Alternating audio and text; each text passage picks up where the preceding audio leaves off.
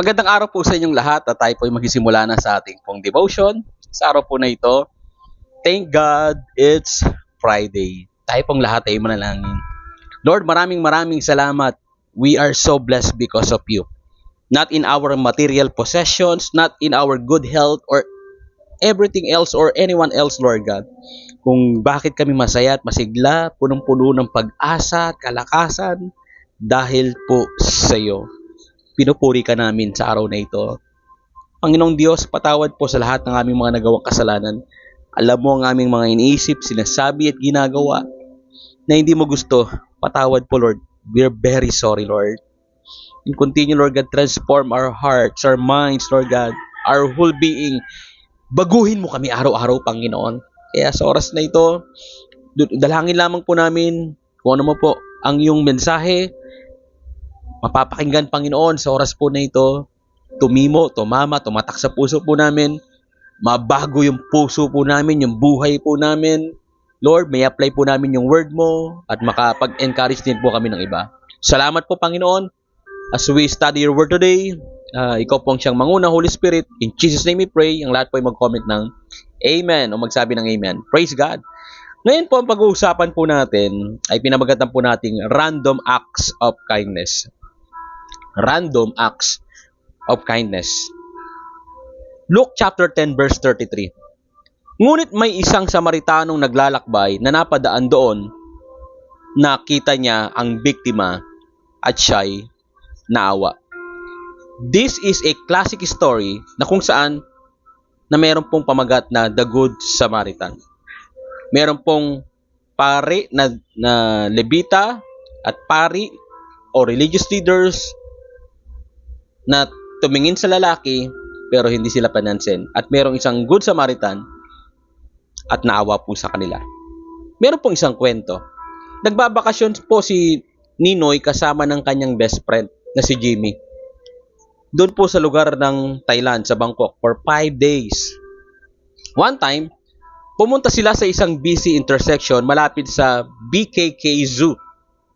Maraming pedestrians ang naghihintay ng green light. Dahil walang dumadaan na sasakyan, tumawid si Ninoy na iwan si Jimmy. Kaso lang ang problema, hindi napansin ni Ninoy ang isang mabilis na motorsiklo na paparating. Nahagip siya at tumilapon ng 5 metro ang layo. Nawalan siya ng malay for 5 minutes. Nang magising siya, hindi niya alam kung saan siya o kung ano ang nangyari sa kanya. It took a while bago bumalik ang kanyang tamang pag-iisip. Akala ko patay ka na, sabi ni Jimmy. Di ka na kasi gumagalaw. Tinulungan siyang tumayo at dahan-dahan lumakad sa sidewalk. Dagdag ni Jimmy, mabait talaga ang Thais. Pinaligiran ka para di ka masagasaan. Marami kasing dumadaang sasakyan.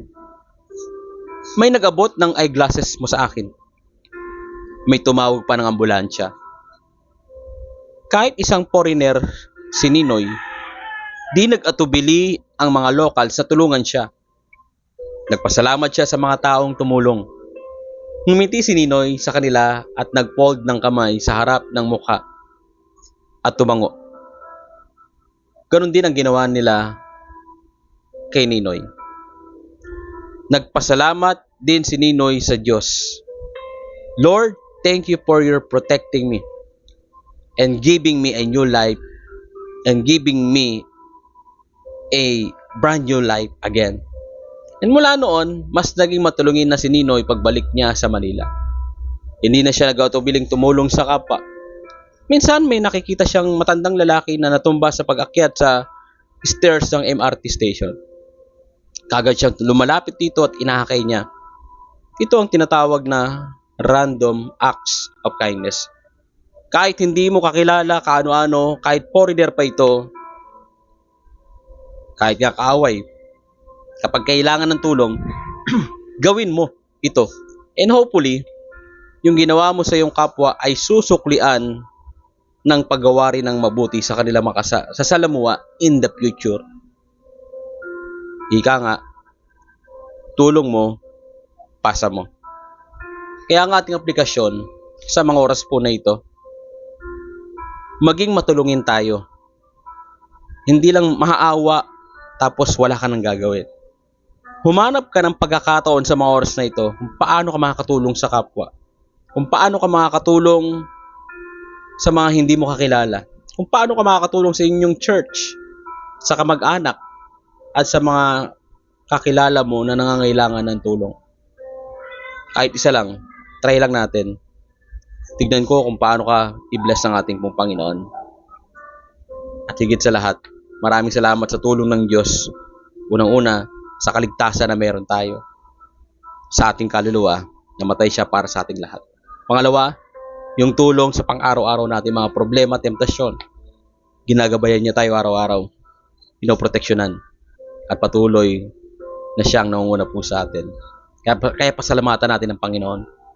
Tandaan niyo po ito, there is no exercise better for the heart than reaching down and lifting up people. Meron akong video na ginawa po sa account ko at maging sa TikTok.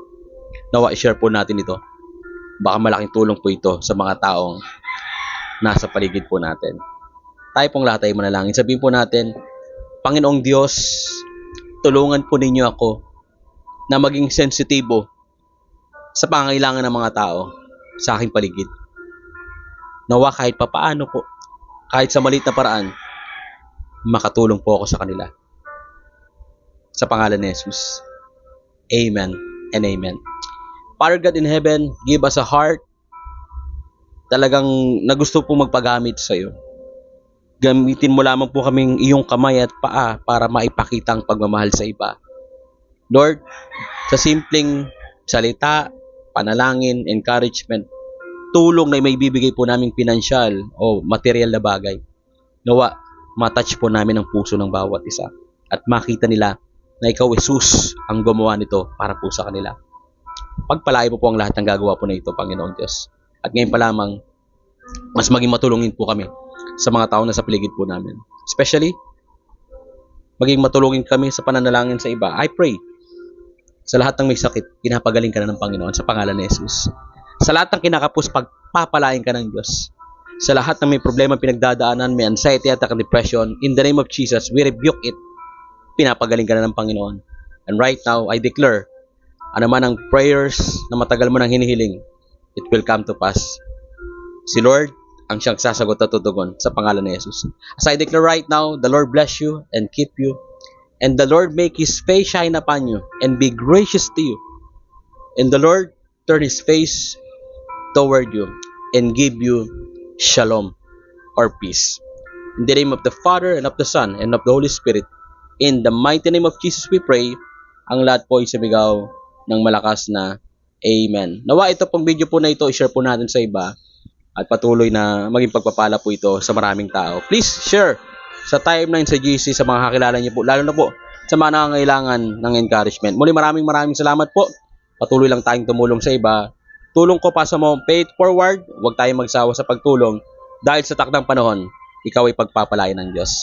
See you tomorrow sa ating morning devotion. At sa Sunday 10 a.m., Sandals of Peace, last weapon na kailangan po natin para sa pakikipaglaban sa mundong ito, lalo na po sa kaaway. To God be the glory.